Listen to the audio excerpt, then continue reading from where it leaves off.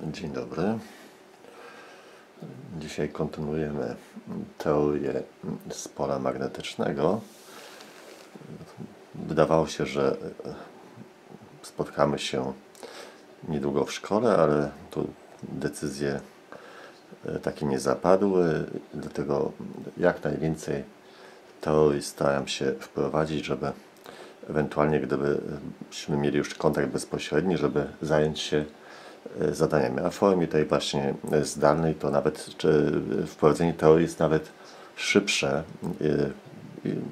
niż w przypadku pracy bezpośrednio w kontakcie z uczniem. Także robimy to, co jest możliwe, ale jak okaże się, że zostajemy jednak przy pracy zdalnej, no to oczywiście zaraz pojawią się zadania również w formie tu zdalnej. Więc dzisiejszy temat to siła magnetyczna działająca na przewodnik z prądem w polu magnetycznym. Na poziomie licealnym do matury właściwie to potrzebny jest jedynie wzór na tą siłę i umiejętność jej określania, jej wartości, kierunku i zwrotu. Ale jak ktoś chce się dalej rozwijać, to właśnie rzecz w tym, że i to jest tak samo z matematyki, jak i z fizyki, że jeżeli ktoś chce się dalej rozwijać, to przede wszystkim powinien znać wszystkie wyprowadzenia, bo ta prawdziwa fizyka kryje się tam i jak ktoś tego nie robi, po prostu zatrzyma się gdzieś tam w rozwoju i tak to jest. To jest taka moja opinia, to więc każdy może sam decydować, czy chce mieć ten sufit nad sobą w tej drodze rozwoju, czy celem jest tylko matura, czy coś więcej, żeby potem właśnie rozpędzić się już na studiach i bez przeszkód. Więc temat siła magnetyczna działająca na przewodnik z prądem w polu magnetycznym. No właśnie, no i tu mamy na rysunku, na kartce narysowałem fragment przewodnika, oczywiście jest tam dłuższy, ja tylko fragment tego przewodnika rysuję i załóżmy, że w tym przewodniku płynie prąd o natężeniu I w stronę wskazaną tą strzałką. Pamiętajmy, że natężenie nie jest wektorem, tylko że ta strzałka to nie jest żaden wektor natężenia, tylko wskazuje ta strzałka kierunek prądu. Przy prądzie elektrycznym przypomnieliśmy sobie umowę dotyczącą kierunku prądu elektrycznego. W przewodnikach metalicznych kierunek prądu elektrycznego jest przeciwny do kierunku uporządkowanego ruchu elektronów, tych swobodnych, więc skoro prąd płynie w prawą stronę, tak, to znaczy, że kierunek tego uporządkowanego ruchu elektronów swobodnych jest w przeciwną stronę, więc ja tu narysuję taki przykładowy jeden elektron swobodny, który porusza się w lewą stronę. No i teraz niech indukcja będzie skierowana tu prostopadle do karty, chociaż to akurat ten warunek tu wcale nie jest to konieczny, ale to pozwoli nam szybko określić tą siłę magnetyczną regułą lewej dłoni, może też prawej, ale lewej dłoni ze zmianą zwrotu, a ogólność naszych rozważań wcale tu na tym nie ucierpi, na tym, że wybraliśmy jakiś szczególny zwrot wektora indukcji. No to w takim razie muszę tu z innej strony stanąć, bo mi kamera przeszkadza i statyw, muszę przejść dalej. O. I teraz zobaczmy. Zastosujmy regułę lewej dłoni. Więc najpierw jak ja to robię? Długopis będzie wskazywał kierunek i zwrot wektora indukcji, czyli do dołu. Teraz zatrzymuję wewnętrzną częścią lewej dłoni ten długopis. O. I palcami wskazuję kierunek prędkości, czyli do przodu. I kciuk wskazałby mi, odchylony kciuk wskazałby zwrot siły magnetycznej, gdyby to była cząstka o ładunku dodatnim, a jest o ładunku ujemnym, to zmieniamy zwrot na przeciwny. Zobaczcie, czy to było w ogóle widoczne? No chyba nie. Więc jeszcze raz. O. Czyli jeszcze raz ustawiam długopis pionowo do dołu, tak jak jest wektor indukcji skierowany. Ustawiam lewą dłoń tak, żeby długopis wbijał się do wewnętrznej części lewej dłoni i palce kieruję zgodnie z prędkością, czyli do przodu i kciuk odchylony wskazałby mi siłę magnetyczną. Gdyby to był ładunek dodatni, jest ujemny, zmieniamy zwrot na przeciwny, czyli do góry. No, nie patrzyłem w to okienko, więc no chyba patrzę, że to obejmowało tą część, więc zresztą możecie też sami zastosować, czyli okazuje się, że ta siła magnetyczna działająca na ładunek, na ten elektron swobodny jest skierowana pionowo do góry. No właśnie. Czyli na każdy z tych elektronów, który tu się porusza w tej części przewodnika w danym momencie, działa siła skierowana do góry, ale te elektrony swobodne mogą się właśnie poruszać swobodnie wewnątrz tego przewodnika.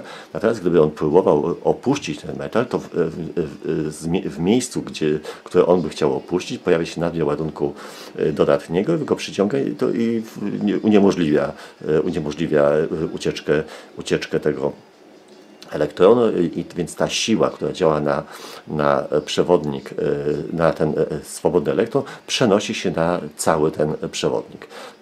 Czyli suma tych sił działających na poszczególne elektrony będzie równa sile, która działa na cały ten przewodnik. No i próbujemy teraz tą siłę obliczyć.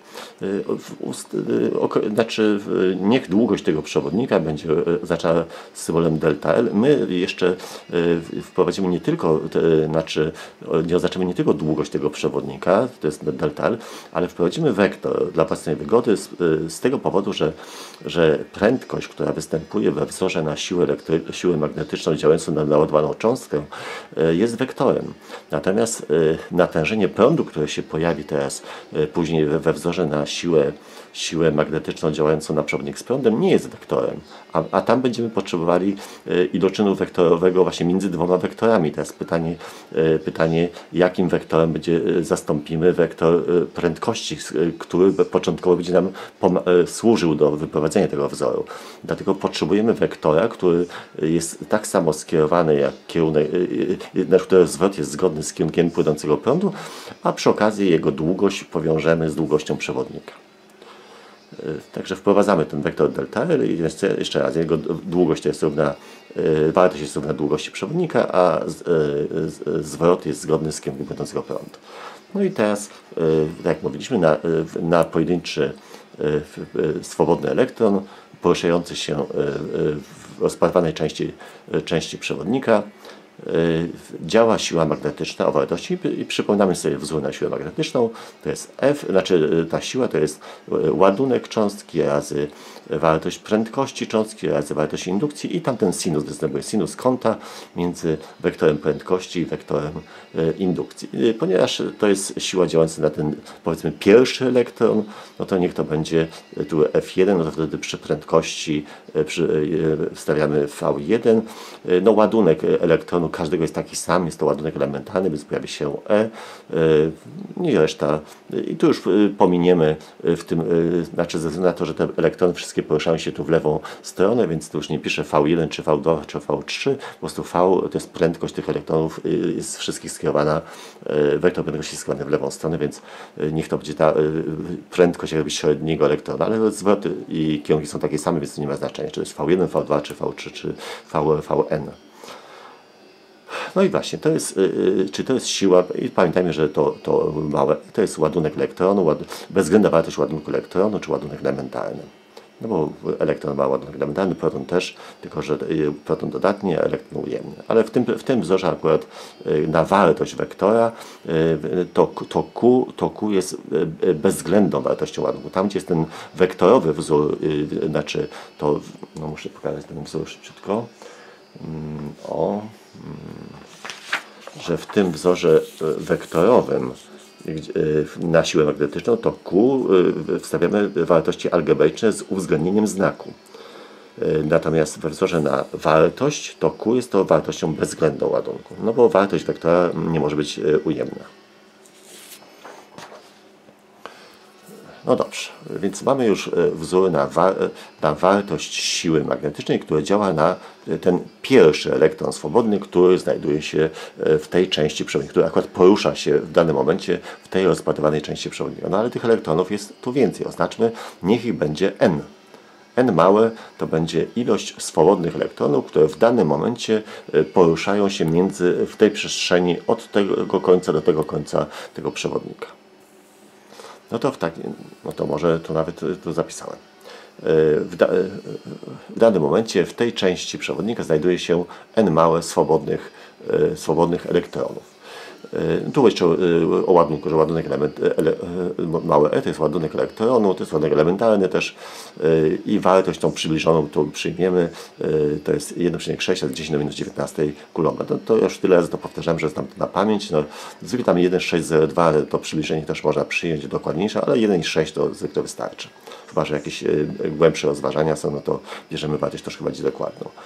No tak, to jest siła, która działa na jeden z tych elektronów, a jest ich n, no to żeby znać całkowitą siłę działającą na wszystkie te elektrony, a ta siła jest równa, przenosi się na cały przewodnik, czy jest to wtedy siła magnetyczna działająca na cały tą część przewodnika, no to muszę zsumować wszystkie siły działające na wszystkie, właśnie nie na wszystkie elektrony, tylko na wszystkie poruszające się elektrony. Bo pamiętajmy, że siła magnetyczna działa znaczy na cząstki naładowane, ale pod warunkiem, że te cząstki się poruszają. Jeszcze do tego ten kierunek prędkości musi być określony. Bo może być tak, że może się poruszać, a siła magnetyczna będzie równała się 0, gdy sinus tego kąta będzie równy 0. Czyli dla kąta 0 stopni między prędkością indukcji, czyli jak cząstka wpada równolegle do wektora indukcji, ale również jak zgodnie z wektorem indukcji, ale lub przeciwnie do wektora indukcji, no to sinus 0 lub 180 jest równy 0, więc ta siła magnetyczna jest równa 0, ale w innych przypadkach nie jest równa 0. Więc sumujemy wszystkie, żeby uzyskać całkowitą siłę działającą na przewodnik z prądem, musimy sumować siły działające na wszystkie poruszające się w danym momencie swobodne elektrony w tej części przewodnika. No to sumuję. To jest wzór na ten pierwszą siłę. No to czym się będą różniły siły działające na drugi, trzeci, czwarty i na n-ty? No, ładunek jest ten sam, elektronu każdego. Indukcja w tym samym polu magnetycznym się znajduje, więc wartość indukcji jest taka sama. Kąt między prędkością a indukcją w każdym przypadku jest taki sam, no bo wszystkie się poruszają w lewą stronę, a indukcja jest zawsze bez zmiany skierowana. No to akurat prostopadle, ale w jakimś tam kierunku jest skierowana, więc kąt między tą prędkością a indukcją jest ciągle taki sam dla każdego elektronu swobodnego, poruszającego się tam.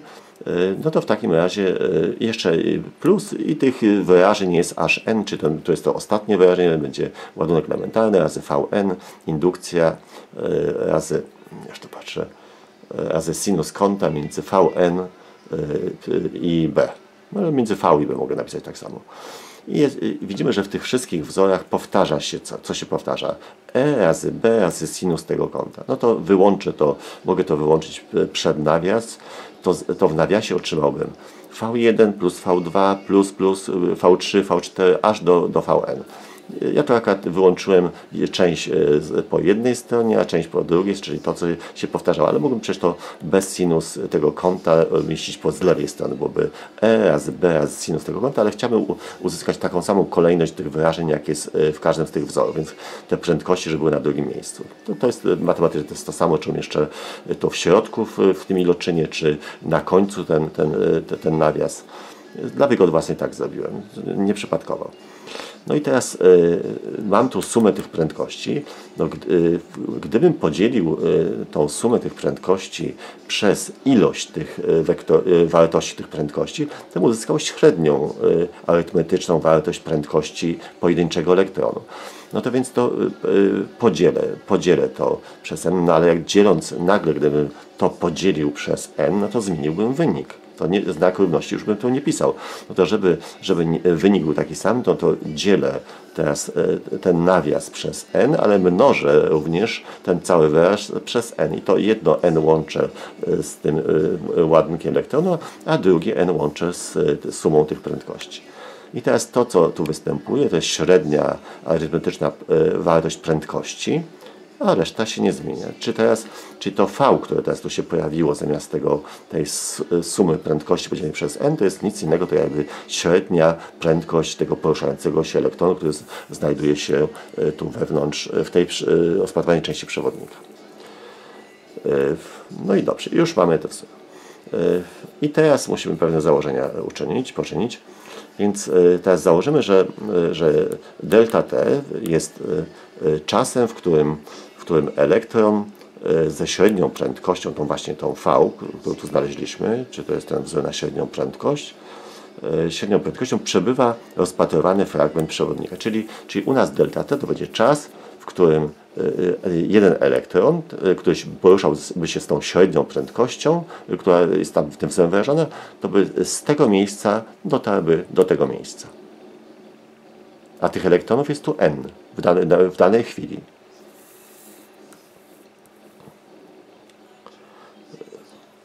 Czyli wtedy można by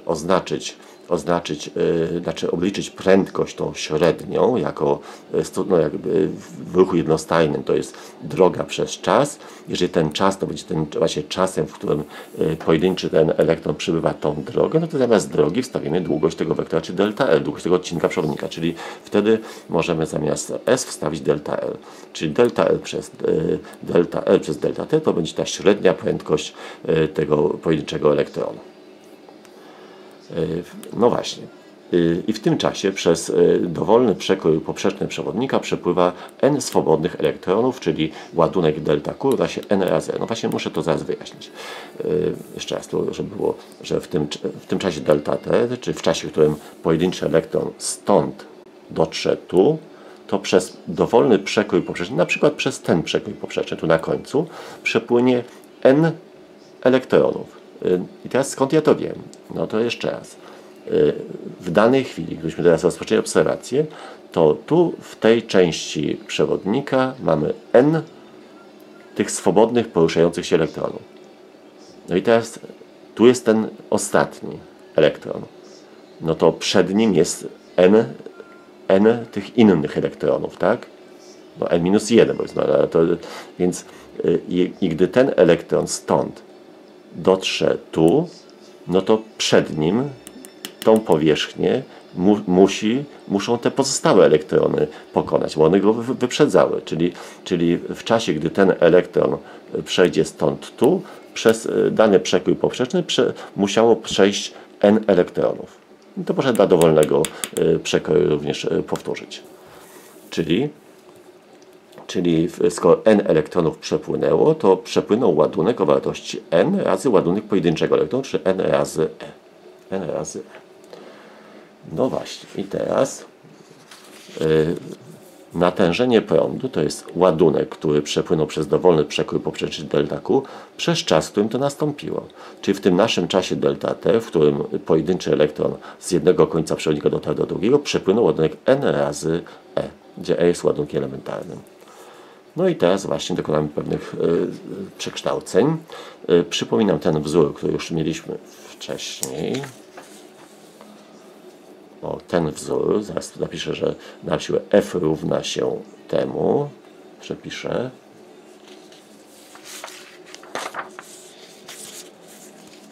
Przepisałem ten wzór.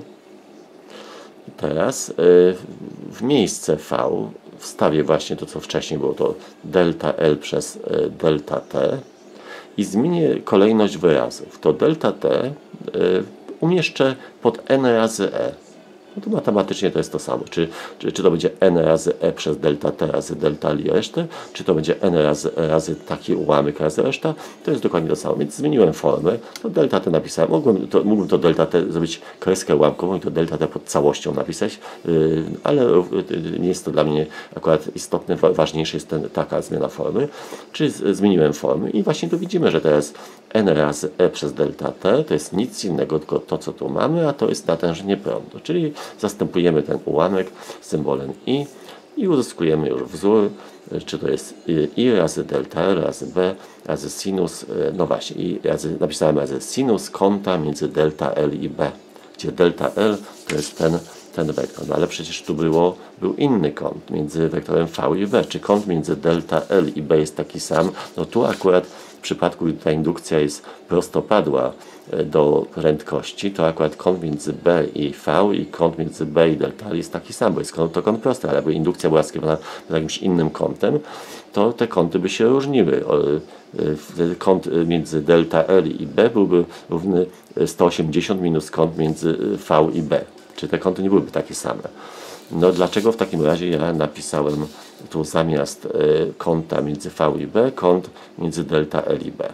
No bo skoro delta L różni się, znaczy jest skierowany przeciwnie do kąta, do wektora V, czy kąt między V i delta L jest 180 stopni, no to nie są to te same kąty między V i B i delta L i B w ogólnym przypadku. No to musimy troszkę do matematyki wrócić, taką prostą zależność. Więc to jest wykres funkcji sinus. I wybiorę jakiś kąt alfa, a tu będzie kąt, a tu jest kąt 180 minus alfa. No tu dla 90 przyjmuję sinus 1, dla 180 0 i tak dalej, już nas nie interesuje. Więc jak wybiorę jakiś kąt alfa, a tu jest kąt 180 minus alfa, to zauważamy, że wartość sinusa dla obu tych kątów jest taka sama. Czyli sinus 180 minus alfa równa się sinus alfa. No to tu zapisałem. Sinus alfa to jest to samo co sinus 180 minus alfa. A, tak jak mówiłem, kąt między delta L i B jest równy 180 minus kąt między V i B, ponieważ kąt między V i delta L jest równy 180 stopni. Z tego to wynika. No i teraz jakbym wziął no właśnie, sinus teraz tej prawej strony, sinus 180 minus kąt między V i B, to jest to, zgodnie z tym wzorem jest równy temu, czyli sinusowi tego kąta ostatniego, to jest sinus kąta między V i B. W takim razie, jak wezmę teraz sinus tu lewej strony, o tu sinus tego kąta równa się sinus tego kąta, a sinus tego kąta jest równy temu, czyli sinus tego kąta jest równy sinusowi o tego kąta. To co zapisałem, czyli sinus kąta między delta L i B jest taki sam jak sinus kąta między V i B, więc nie możemy się dziwić, że ja w tym miejscu zamiast sinusa kąta między V i B zapisałem sinus kąta między delta L i B, bo potem jak będziemy mieli przewodnik z prądem, no to nie będziemy mówili o poruszających się tam elektronach, tylko o kierunku prądu, więc który będziemy znali i ten wektor delta L będzie wskazywał kierunek prądu, więc lepiej posługiwać się wektorem związanym z kierunkiem prądu, a nie z ruchem elektronów, których tam nie widzimy najczęściej. No, trzeba by takie rozumowanie przeprowadzić, żeby ciągle znajdować ten kierunek ruchu swobodnych elektronów. Więc mamy w takim razie już ten wzór końcowy, to jest wzór na wartość siły, jaka działa na przewodnik z prądem o natężeniu I, w którym płynie przewodnik, prostolinowy przewodnik z prądem, w którym płynie prąd na natężeniu, stały o natężeniu I, przewodnik o długości delta L, umieszczony w polu indukcji B i jeżeli wektor indukcji i przewodnik tworzą ze sobą taki kąt, który tu jest. Trzeba sobie jeszcze sinus tego kąta. A gdybyśmy chcieli wszystkie cechy tego wektora siły znać, no to ponieważ wzór na siłę magnetyczną działającą na pojedynczy elektron wyraża się tą inczynem wektorowym, a ta siła działająca na cały przewodnik będzie sumą takich podobnych wyrażeń, więc nic dziwnego, że we wzorze wektorowym określającym wszystkie cechy siły magnetycznej działającej na przewodnik z prądem będzie też iloczyn wektorowy. I właśnie ponieważ w tym iloczynie wektorowym byśmy musieli sumować teraz już nie tyle wartości, co byśmy musieli sumować wektory. Takie wyrażenia byśmy sumowali. Byłoby tam małe e razy v1 razy b i tak dalej. I żeby potem, znaczy w tym wzorze naszym kolejnym, już zamiast prędkości występował wektor związany z kierunkiem prądu, no to właśnie musieliśmy wprowadzić ten wektor delta L. I już tu bez dowodu, potem będziemy mogli sprawdzić w każdym przypadku, czy to jest prawdziwe. To podaje, że jak chcemy wszystkie cechy wektora siły magnetycznej działającej na przewodnik z prądu określić, to mamy podobnie jak wcześniej, czyli mamy I razy delta E razy B, ale te wektory są mnożone wektorowo. czyli znika nam sinus, tak jak wcześniej przy zapisie wektorowym dla siły działającej na cząstkę naładowaną poruszającą się w polu magnetycznym, tylko zamiast wektora V pojawia się wektor delta L i to jest mnożone wektorowo z wektorem indukcji B. Czyli ten wzór określający wszystkie cechy siły magnetycznej działającej na przewodnik z prądem wyraża się taką zależnością. I teraz sprawdźmy, czy rzeczywiście, co z takiego wzoru by wynikało. No, iloczyn wektorowy jest, no to już wiemy, że jak jest mnożenie wektorowe, to co powstanie, to też będzie wektorem prostopadłym zarówno do pierwszego wektora, jak i do drugiego. Z tego wynika, że siła magnetyczna jest prostopadła zarówno do wektora delta L, czyli do przewodnika, i jest również prostopadła do wektora indukcji. Tak jak na rysunku jest tym pierwszym jest pokazane. A również wartość iloczynu wektorowego to jest wartość pierwszego wektora razy wartość drugiego razy sinus kąta między nimi. Czyli czy to będzie wartość teraz tego wektora, to będzie to i, no jakby liczba czy skalar, razy wartość drugiego wektora jest, razy wartość pierwszego wektora i tu jest, razy wartość drugiego wektora tu jest, razy sinus kąta między nimi. I dokładnie, czy widzimy, że z tego wzoru wynikają rzeczywiście wszystkie cechy siły magnetycznej działającej na przewodnik z prądem w polu magnetycznym i również zwrot, że ta reguła, ten zapis uwzględnia również idealnie zwrot tego wektora siły magnetycznej. Przy tak dobranym wektorze delta L zgodnym z kierunkiem prądu ta siła magnetyczna rzeczywiście ma zwrot zgodny z siłą tą, która rzeczywiście działa. No i teraz jeszcze ostatnia część związana z tą częścią lekcji, zaraz będzie następna. O, już tu mamy, jeszcze pokażę, co tu zapisałem. No może jeszcze tu właśnie ten fragment, że w tym wzorze, gdzie delta L jest wektorem o wartości równej długości przewodnika, a zwrocie zgodnym z kierunkiem płynącego prądu. O tym mówiłem wcześniej, ale dobrze jest to zapisać, bo dzisiaj pamiętamy, jutro nie pamiętamy, czy gdzie delta L jest wektorem o wartości równej długości przewodnika, a zwrocie zgodnym z kierunkiem płynącego prądu. I jeszcze tylko, ponieważ w przypadku siły działającej na naładowaną cząstkę poruszającą się w polu magnetycznym obowiązywała reguła, w pewnym przypadku reguła lewej dłoni, czasami prawej też, ale najczęściej lewej. O, to przypomnę jeszcze, że reguła lewej dłoni, że dla ładunku dodatniego, jeżeli wektor prędkości jest prostopadły do wektora indukcji, to jeżeli to te trzy wektory V, B i siły magnetycznej łączy reguła lewej dłoni, jeżeli można powiązać je z pewnym ustawieniem względem cech lewej dłoni, czyli jeżeli wektor indukcji będzie się wbijał w tej wewnętrznej części lewej dłoni, jeżeli palce ustawimy tak zgodnie z prędkością, to odchylony kciuk wskaże nam siłę. Tak jest dla cząstki o ładunku dodatnim. Dla ładunku ujemnego robimy tak samo jak tu, tylko na końcu zmieniamy zwrot na przeciwny lub regułę prawej dłoni stosujemy. No, najczęściej stosuję regułę lewej dłoni i zmieniam zwrot na przeciwnym. Wtedy mam jedną regułę, a ciągle te są. Jest jeszcze reguła trzech palców, o której nawet nie mówię i nie polecam, ze względu na kilka możliwości ustawienia tych palców. W przypadku dłoni jest to zawsze tak samo, dlatego nie polecam reguły trzech palców, ale jak ktoś się nauczy i będzie uważał, że to mu służy, to niech to robi. Ale na razie to później ja wprowadzę na końcu jeszcze nie dzisiaj, że będę na razie zniechęcał do tego, ale na końcu też podam tą regułę. No i w takim razie można, skoro ta reguła obowiązywała dla cząstki naładowanej poruszającej się w polu magnetycznym, w przypadku gdy prędkość cząstki była prostopadła do wektora indukcji, to również prawdą będzie to w przypadku siły działającej na przewodnik z prądem w polu magnetycznym, ponieważ ta siła działająca na przewodnik z prądem pochodzi od sił działających na te poruszające się elektrony.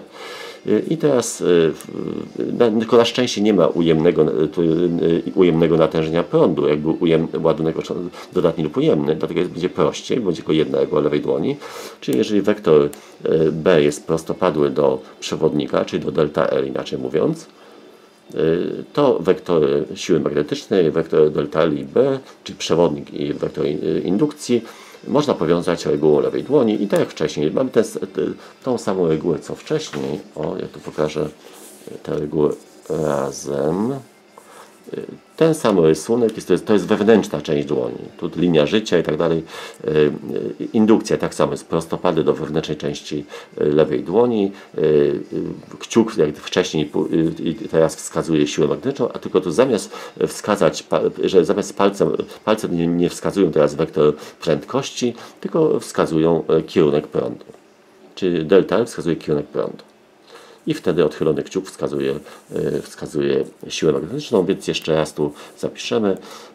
Jeżeli ustawimy lewą dłoń tak, aby wektor indukcji B wbijał się do wewnętrznej części dłoni, żeby było po prostu prostopadu i ostrzem w kierunku tej wewnętrznej części dłoni, czy grotem, a palce wskazują kierunek płynącego prądu, to odchylony kciuk wskaże kierunek i zwrot siły magnetycznej działającej na przewodnik z prądem. No to tyle, jeśli chodzi o tą część lekcji, ale to nie jest koniec. Czy może to oddzielę? Oddzielimy to jednak od siebie.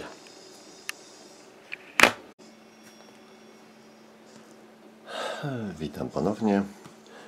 Poprzednią lekcję zakończyłem bez pożegnania, no ponieważ ja tu cały czas ciurkiem nagrywam, więc u mnie nie ma żadnej przerwy, ale jak ktoś tam później będzie to obserwował, to te lekcje stanowią całkowicie, znaczy odrębną całość, być może powinienem tam to zrobić, no ale kontynuuję.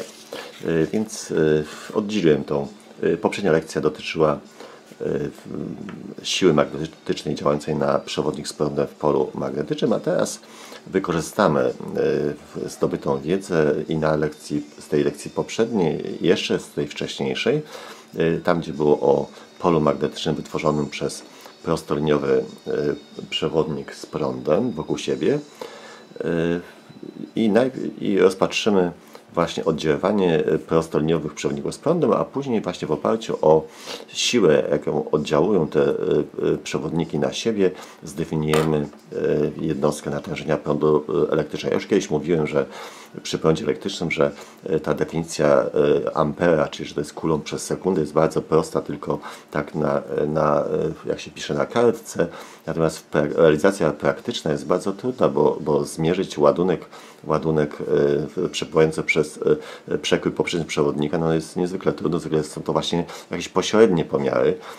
Natomiast my zdefiniujemy jednostkę natężenia, czyli amper, poprzez siłę, jaką oddziałują na siebie dwa przewodniki nieskończenie długie, równoległe, w których płyną tam prądy o takim samym natężeniu. Dlaczego? Bo akurat pomiar siły to dokonuje się bezpośrednio. Ludzkość nie ma problemu z pomiarem siły, natomiast z pomiarem ładunku to już dużo jest dużo więcej zachodu i to jest trudniejsze. To jest pomiar pośredni wtedy. No więc napiszmy temat lekcji. Oddziaływanie między prostoliniowymi przewodnikami z prądem. Jeszcze druga część, definicja jednostki natężenia prądu elektrycznego. Czyli oddziaływanie między prostoliniowymi przewodnikami z prądem i definicja jednostki natężenia prądu elektrycznego. No i właśnie załóżmy, że mamy dwa przewodniki, to jest nieskończenie długie, jeden i drugi proste, nieskończenie długie, równoległe do siebie, tak? I niech w jednym płynie prąd do dołu, w innym do góry. Będziemy jeszcze takie zadania, będziemy ćwiczyli te wszystkie reguły, więc wszystkie przypadki kierunków prądu właśnie sprawdzimy, co będzie, jak prądy płyną w tym samym kierunku, wszystkie do góry, oba do dołu. Na razie musiałem przyjąć jakieś tam kierunki prądów i to nie ma żadnego znaczenia akurat w tej pierwszej części lekcji. Więc niech tu płynie prąd do dołu, a tu do góry. Więc co tu się dzieje? No, pokażę tą lekcję jeszcze wcześniejszą. Mieliśmy tu lekcję wcześniejszą, to było pole magnetyczne wokół prostoliniowego i kołowego przewodnika z prądem i w pierwszym punkcie tu mamy żeby ktoś jakby tamtej lekcji nie widział, Tu wszystko ma, więc jak mamy prostoliniowy przewodnik z prądem, to on wokół siebie wytwarza pole magnetyczne o liniach w kształcie okręgów, o środku, znaczy płaszczyzna utworzona przez ten okrąg jest prostopadła do przewodnika, a środki tych okręgów leżą w przewodniku, w środku przewodnika. I wektor indukcji jest, jak wiemy, kierunek tej linii pola określa reguła śruby prawoskrętnej, czyli znaczy jak znamy kierunek prądu, to szukamy takiego kierunku ruchu obrotowego tej śruby, prawoskrętnej oczywiście, żeby jej ruch postępowy był zgodny z kierunkiem prądu. Jeżeli znajdziemy taki kierunek, to taki kierunek ma linia pola. A wektor indukcji jest zawsze styczny do linii pola, ma zwrot zgodny z kierunkiem linii pola. Czyli wektor indukcji jest tu prostopadły do tego promienia. To jest kąt prosty między tym promieniem a wektorem indukcji. Jeszcze tu była wartość podana, wartość indukcji właśnie w odległości R od tego przewodnika. To jest to mizer, ta przenikalność magnetyczna próżni razy natężenie prądu przez 2πr, więc wiadomo, że przy wyprowadzeniu tego wzoru gdzieś tam się pojawiła długość okręgu. Nie dziwimy się, bo tu mamy okrąg, więc to przypomnienie, ten wzór będzie nam potrzebny dzisiaj, więc wartość tej stałej też będzie nam potrzebna. Więc to odłóżmy na razie. No dobrze. No i teraz stosujemy tą regułę, więc, ale właśnie, czyli dany przewodnik wytwarza wokół siebie pole magnetyczne o liniach pola w kształcie okręgów i w polu teraz wytworzonym przez pierwszy przewodnik o tych liniach znajduje się przewodnik drugi. To więc ja taką linię narysowałem, pola wytworzonego przez ten przewodnik, ale linia, która przechodzi przez miejsce, gdzie znajduje się ten drugi przewodnik. I teraz określimy kierunek tej linii pola, w jaki sposób śrubę umieszczamy, nieważne czy z jednej lub z drugiej, nie będzie z góry. Obok śruby rysujemy kierunek prądu w tym przewodniku, to jest do dołu. I teraz szukamy takiego kierunku ruchu obrotowego śruby, żeby jej ruch postępowy był zgodny z kierunkiem prądu. No to właśnie musimy obracać w tę stronę, czyli tak musimy obracać tą śrubę. Tu zaznaczyłem ten kierunek obrotu śruby, przy którym ona się porusza właśnie do dołu zgodnie z kierunkiem prądu i zaznaczam ten kierunek ruchu obrotowego na tej pogłębionej części linii pola, bo pogłębiona część to znaczy jest przed kartką, bo ta linia pola jest w płaszczyźnie prostopadłej do kartki.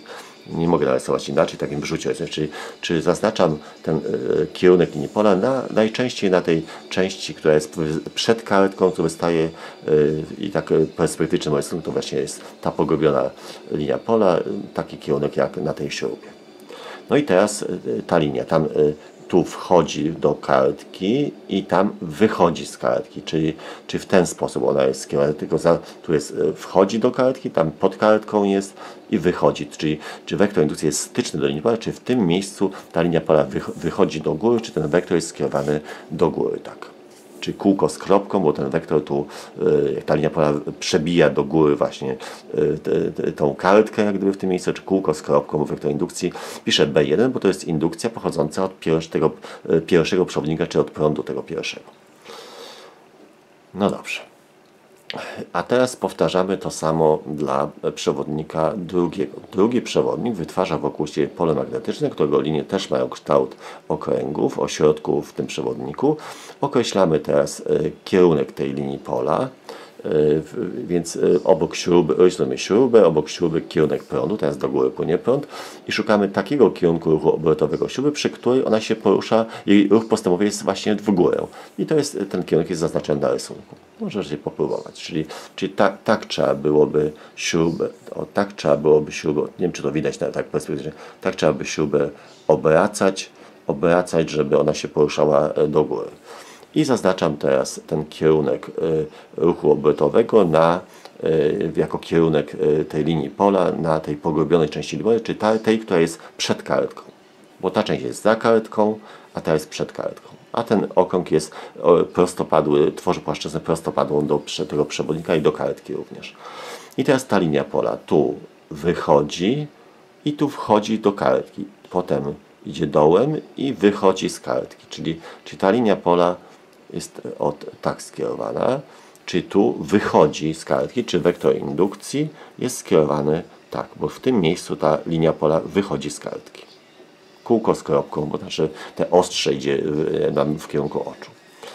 I ponieważ to pole o tych liniach wytwarza prąd w tym drugim przewodniku, to tu napiszemy B z indeksem 2.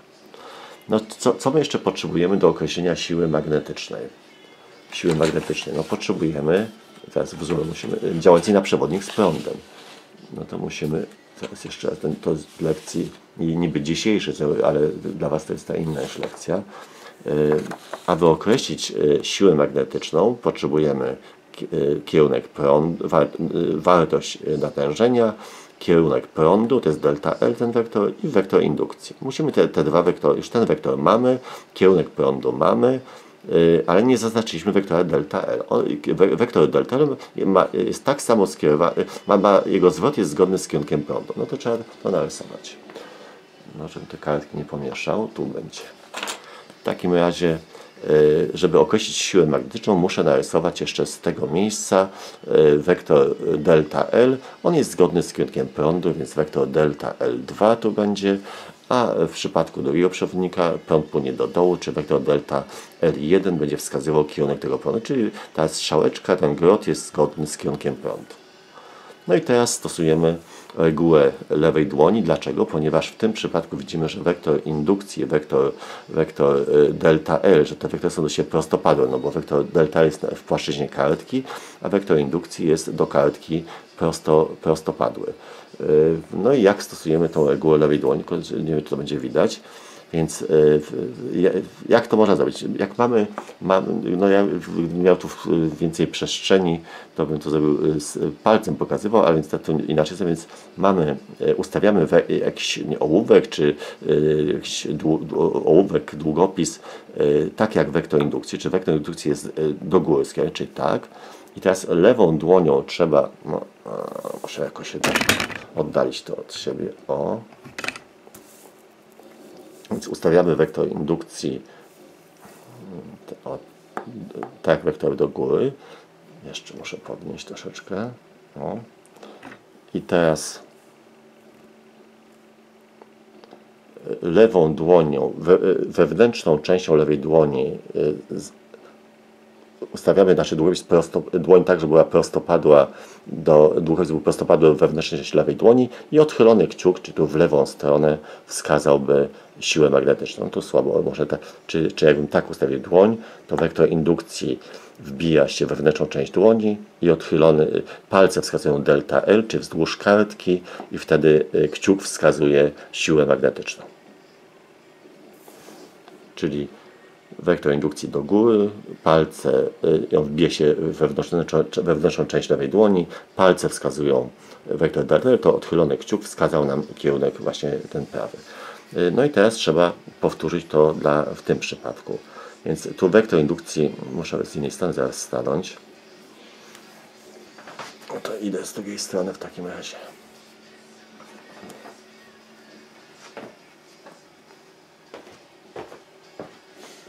Nie widzę teraz tego okienka.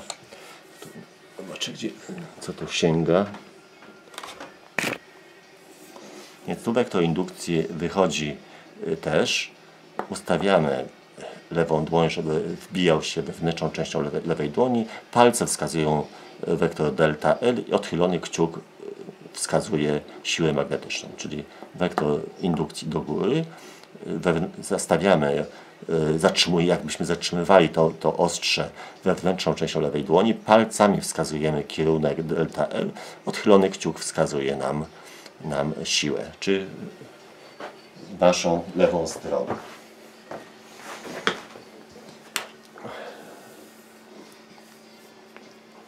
Nie wiem, czy było widoczne, przestawiłem. Więc wektor indukcji jest do góry. Zastawiamy lewą dłonią, tak ustawimy lewą dłoń, żeby on się wbijał we wewnętrzną część lewej dłoni. Palcami pokazujemy jednocześnie tu zgodnie z delta L i odchylony kciuk wskaże Wam siłę tu w drugą stronę. No nie wiem, czy to było widoczne, ale powiem, że to przeciszę później inaczej jeszcze. I w takim razie widzimy, że dwa przewodniki, w których płyną prądy równoległe do siebie, nieskończenie długie, w których płyną prądy w jednym, znaczy w przeciwnym kierunku, odpychają siebie. Widzimy, że te siły się odpychają. Znaczy, zresztą, gdyby Wam wyszło z jakiejś tam analizy, że ta siła jest tak samo skierowana jak ta siła, no to byłoby absurdalne. To by znaczyło, znaczy ten pcha tego w tą stronę, a ten ciągnie tego w tą stronę. Czy właściwie wystarczyło prąd go wpuścić i te dwa przewodniki same by się napędzały tam. To tak łatwo w życiu naszym być jednak nie może. Znaczy nie jest. Może dobrze by było, ale jeszcze trzecia zasada dynamiki jednak obowiązuje. Jak A działa na B, to B działa na A i te siły różnią się zwrotem. Więc zawsze właśnie to też proszę zawsze sprawdzić, jak wyjdą, bo będą takie zadania właśnie konstrukcyjne i będziecie szukać tych dwóch sił, to jeżeli jedna siła wyjdzie o takim samym zwrocie jak ta druga, to na pewno jedna z nich jest źle dobrana. No i teraz troszkę obliczeń, znaczy liczbowych jakichś tam działań, ponieważ to nam pomoże właśnie zdefiniować jednostkę natężenia prądu elektrycznego, więc przypominamy sobie wzór, już tam podałem go na indukcję wokół przewodnika prostoliniowego, jeszcze raz go pokażę, chodzi o ten wzór, czyli to jest mi0 razy i przez 2πr, tylko teraz, no muszę tu, już przybliżę, będzie mi0 razy i przez 2πr, tylko teraz u nas, jak przy B1 to będzie i1 w tym miejscu, a przy B2 to będzie i2. No bo R to jest odległość między przewodnikami, więc to nie musi żadnych indeksów być, a mi0 jest stałą fizyczną. W takim razie mamy wzór na B1, to jest i1, na B2 i2. No i teraz wzór na siłę magnetyczną, którą działają na siebie, to siłę F1,2. Czy F1,2 to jest ta siła? Co znaczy do oznaczenia? Jak są dwa indeksy, to ten pierwszy mówi, co działa siłą, a drugi na co działa siła. Czy F1,2 to nas oznacza siła, jaką pierwszy przewodnik działa na drugi przewodnik, a F2,1 to jest siła, jaką drugi przewodnik działa na pierwszy przewodnik. No i teraz wzór na siłę to mamy z lekcji dzisiejszej, teraz jest tutaj u mnie to sprzed kilkudziesięciu minut, ale to są osobne lekcje, także dla mnie dzisiejsza, a dla Was a wzór na wartość siły magnetycznej działającej na przewodnik strony jest tu. Jest I razy delta L razy B, gdzie, uwaga, B to jest indukcja pola w miejscu, gdzie jest przewodnik, I to jest natężenie prądu płynącego w danym przewodniku, a to jest delta, długość tego przewodnika. Ale tu jest ten sinus. U nas tego sinusa nie będzie. Dlaczego? Bo u nas wektor delta L i wektor B, one są do siebie prostopadłe, co zaraz pokażę. Jak te wektory są do siebie prostopadłe, to jest kąt 90 stopni między nimi, sinus 90 jest równy 1 i wystarczy tylko pomnożyć I razy delta L razy B. Więc dlatego, więc wracamy teraz tu. I wzór już na siłę F1,2 napisałem, będzie I razy B razy delta L. Już nie ma tego sinusa, ponieważ widzimy, że wektor delta L, ten i wektor B, który jest tu prostopadły do kartki, tworzą kąt prosty, czyli sinus tego kąta jest równy 1. A teraz, jeżeli siła F1,2, no to jeszcze raz, musi to być natężenie prądu w przewodniku, na który siła działa, czyli to jest I2, bo to jest drugi przewodnik. Tu musi być indukcja pola w tym miejscu, gdzie jest drugi przewodnik, no ta indukcja to jest ta, czyli B1, razy długość tego przewodnika, na który ta siła działa, czyli delta L2. No i teraz w miejsce B1 wstawiamy wzór ten. Wstawiliśmy. I uporządkowaliśmy.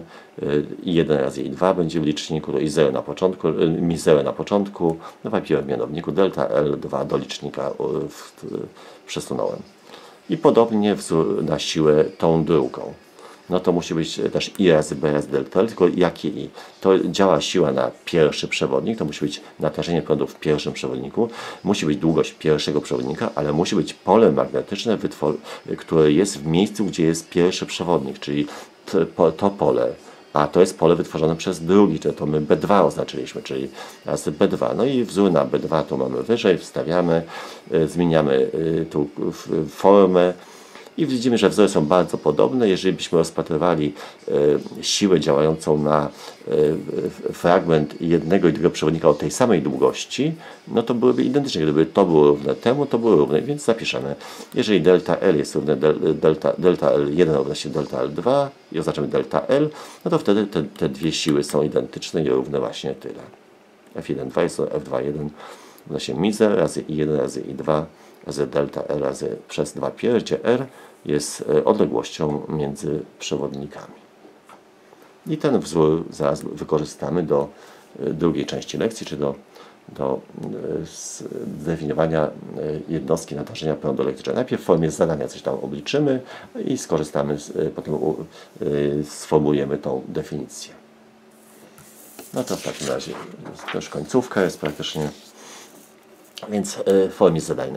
Zadanie pierwsze. W dwóch równoległych, nieskończenie długich, prostoliniowych przewodnikach znajdujących się w odległości 1 metra od siebie płyną prądy o natężeniu 1 A. Znaczy załóżmy, że mamy dwa prostoliniowe, nieskończenie długie, równoległe przewodniki i że płyną oddalone o 1 metr od siebie i załóżmy, że w obu płyną prądy o natężeniu 1 właśnie ampera. No i właśnie obliczymy siłę, jaką jeden z tych przewodników działa na 1 metr bieżący tego drugiego, czyli oblicz wartość siły magnetycznej, jaką jeden przewodnik działa na 1 metr bieżący drugiego przewodnika. No to wypiszmy dane. Odległość między przewodnikami to jest 1 metr, natężenia mają być równe 1 amper. Pytamy się o siłę działającą na 1 metr tylko tego jednego z tych przewodników. Stała ta przenikliwość magnetyczna próżni, to już podawałem tam, ale niech to będzie 4π razy 10 do minus 7 newtona przez amper do kwadratu. I ten wzór ostatni, ten wzór ostatni wykorzystujemy. Właśnie go zapisałem. Mamy wszystko. Mi0 jest podane, 1 i 2 to jest 1 po 1 amper, delta L jest 1 metr, R jest 1 metr, no to wstawiamy te wszystkie wartości. I jednostki się tu skracają, bo metr się skraca z metrem, tu będzie amper do kwadratu się skróci z amperem do kwadratu i zostaną newtony. No jeszcze pi się skróci z pi, czwórka z dwójką, zostanie 2 razy 10 do minus 7 newtona. I tu już mamy. I właśnie i teraz ta definicja jednostki natężenia prądu elektrycznego właśnie w oparciu o tą wartość. Definicja jednostki natężenia prądu elektrycznego.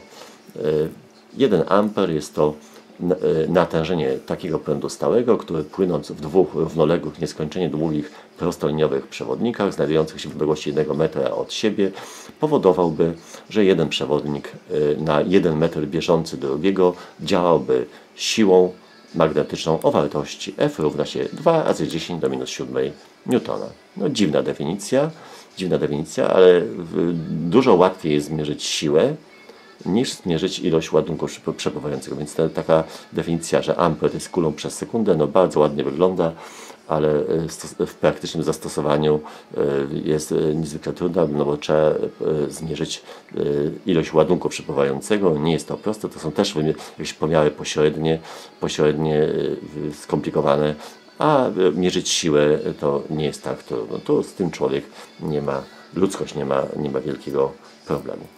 No to w takim razie to jest koniec, co dzisiaj miałem zrobić. Znaczy to stanowi pewną taką całość, więc już dalej nie idę. I już następną lekcję chyba już zaczniemy od prostych zadań, bo jednak skoro się opóźnia ten powrót do szkoły, to już trzeba wprowadzić zadania, albo być może będą to konstrukcyjne, ale też tu w tych warunkach te zadania konstrukcyjne będą trudne do pokazywania, więc na razie może te zadania liczbowe, a później dopiero jak się spotkamy, mamy nadzieję, że się kiedyś tam spotkamy, ale wtedy, żebyśmy byli zdrowi. Że dziękuję za uwagę, do zobaczenia, do usłyszenia. Resztę instrukcji poprzez Teamsa i przez dziennik elektroniczny. Do widzenia.